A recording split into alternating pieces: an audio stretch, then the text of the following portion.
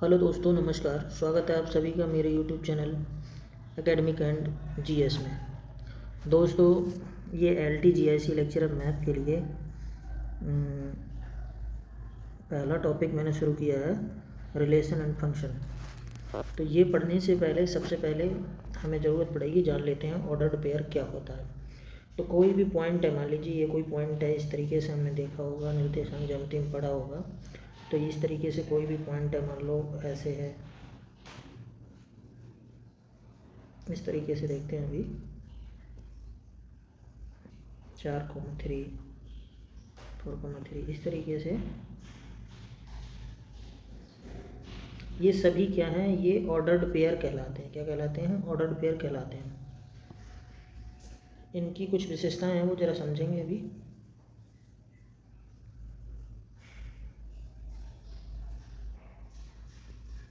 कोई भी ordered pair जो होता है, जैसे कि मान लो 5,3 है और ये कभी भी बराबर नहीं होता है 3,5 के, ये बराबर नहीं होता है। और ना ही इसमें छोटे या बड़े की तुलना की जा सकती है, क्योंकि ये पॉइंट होते हैं। इसकी अभी आगे ज़रूरत पड़ेगी तो हम उसको देखेंगे। कभी भी अगर ये बराबर, मान लीजिए ये A और B, ये अगर किसी के C और D ऑर्डर्ड पेयर के बराबर है, तो ये तभी बराबर हो सकता है जब A C के बराबर हो और B D के बराबर हो। ओके, अब आगे बढ़ते हैं। अब हम देखेंगे कि ये जो ऑर्डर्ड पेयर है ये प्राप्त कैसे होता है, कहाँ से आता है, इसका संबंध क्या है। तो देखेंगे कि हमने अगर कोई कंसीडर करें यहाँ पर कोई ये फाइनाइट सेट है, जैसे कि 1 2 3 इसके एलिमेंट हैं। तो अगर एक कोई दूसरा सेट है B, मान लीजिए इसे मान लेता हूँ मैं 4,5, ये मान लिया मैं। तो अगर कोई ये अनदर सेट है तो A और B का कार्टीशियन प्रोडक्ट होता है, ये A क्रॉस B से प्रदर्शित किया जाता है। तो इसके कार्टीशियन प्रोडक्ट को हम इस तरीके से लिखते हैं। सबसे पहले इसका और इसके साथ ऑर्डर्ड पेयर बनाएंगे। यहाँ पर इस तरीके से नहीं होता है सिंपल गुणा की तरह कि आप सोचो 1 और 4 का गुणा कर दो तो 4 एकम 4 हो जाए, ये नहीं होता है। यहाँ पर क्या होता है, अब A क्रॉस B कर रहे हैं तो A का एलिमेंट पहले लिखा जाएगा और पहले A के एलिमेंट का सबसे ऑर्डर 4 और 5 से ऑर्डर पेयर बना लेंगे, फिर 2 का बनाएंगे 4 और 5 से, फिर 3 का बनाएंगे, इसी प्रकार से चलेगा। तो देखो 1 का 4 से हो जाएगा, इस तरीके से हो गया। और ये होगा हमारा 1 का 5 से हो जाएगा ऐसे, और ऐसे ही अब ये इसका हो गया पूरा। अब 2 का देखेंगे तो इसी के अंदर आएगा, मान लो मैं यहाँ से लिख देता हूँ ये 2,4, और अगला आ जाएगा 2,5, अगला आ जाएगा 2, ये कंप्लीट हो गया 2। अब 3 का देखेंगे तो 3,4 और 3,5 ऐसे। तो यहाँ पर अभी हम देखेंगे ये बन गया पूरा एक सेट। तो यहाँ पर जो इसके एलिमेंट हैं 1,4 5 1,5 2,4 2,5 2,4 3,4 और 3,5, तो ये सभी क्या हैं? ऑर्डर्ड पेयर का सेट है ये। तो कार्टेशियन प्रोडक्ट जो होता है फाइनाइट सेट्स के, फाइनाइट सेट जो भी हैं उनका कार्टेशियन प्रोडक्ट होता है, तो वो जो है ऑर्डर्ड पेयर के एलिमेंट के रूप में लिखा जाता है। आशा करता हूँ इतनी बात समझ में आ गई होगी।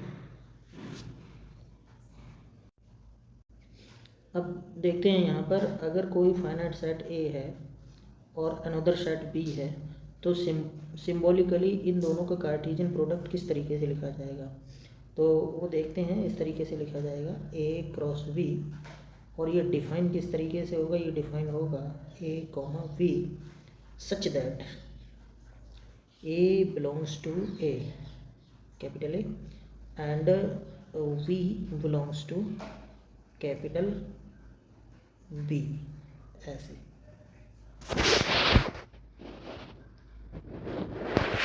तो इस तरीके से हम इसको लिख सकते हैं। ऐसे ही अगर बात आएगी B क्रॉस A की, तो आप समझ ही गए होंगे, इसी तरीके से लिखा जाएगा B, A और such that B cross B belongs to capital B and small a belongs to capital A। Okay, अब यहाँ पर हम बात करेंगे कि किसी भी कार्टेशियन प्रोडक्ट में नंबर ऑफ एलिमेंट्स कितने होंगे, यानी ऑर्डर्ड पेयर कितने होंगे। तो देखिए बात करते हैं अभी। अगर मान लीजिए अगर ये कोई सेट A है और इसमें एलिमेंट हैं m, और अगर कोई सेट फाइनाइट सेट B है और इसमें एलिमेंट हैं n, तो Cartesian product A cross B में जो एलिमेंट होंगे, नंबर ऑफ एलिमेंट होंगे, वो कितने होंगे, वे होंगे m मल्टीप्लाई बाई n। कहने का मतलब ये है कि अगर हमें number of element A cross B चाहिए है तो ये क्या होगा, number of element of A और multiply by number of element B। इतना ये एक तरीके से फॉर्मूला है। तो इसको थोड़ा सा और समझेंगे एक एग्जांपल के माध्यम से। चलिए देखते हैं।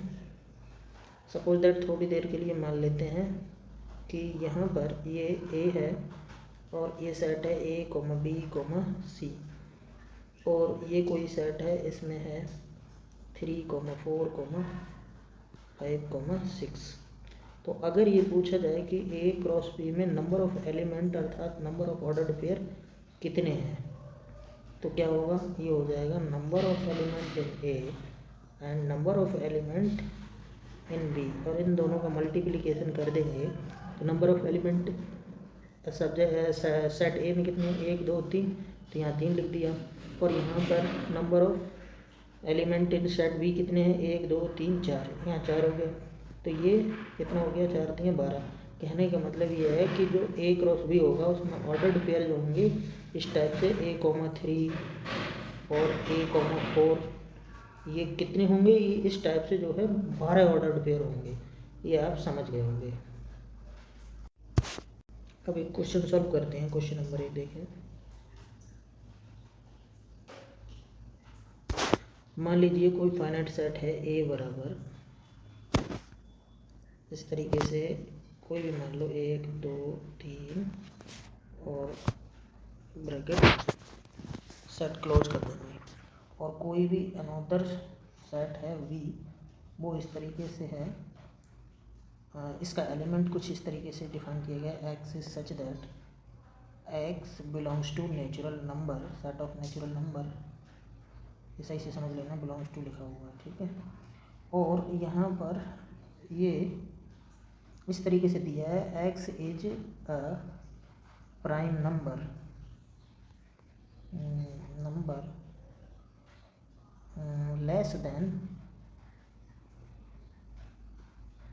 लेस देन 5 दिया हुआ है।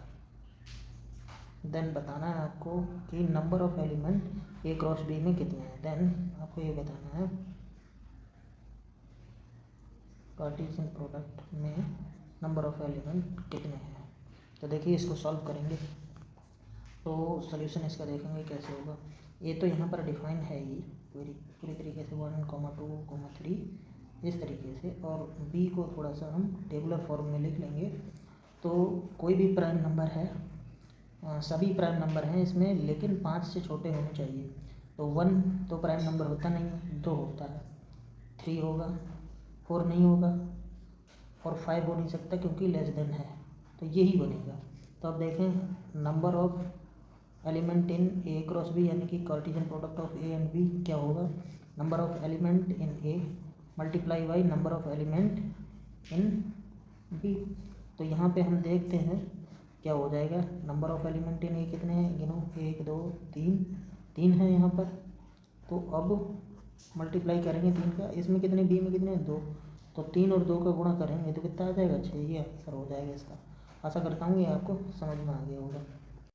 इसी तरीके से और भी क्वेश्चन आएंगे। वीडियो अगर पसंद आया हो तो लाइक कर दीजिएगा, चैनल को सब्सक्राइब कर दीजिएगा। धन्यवाद।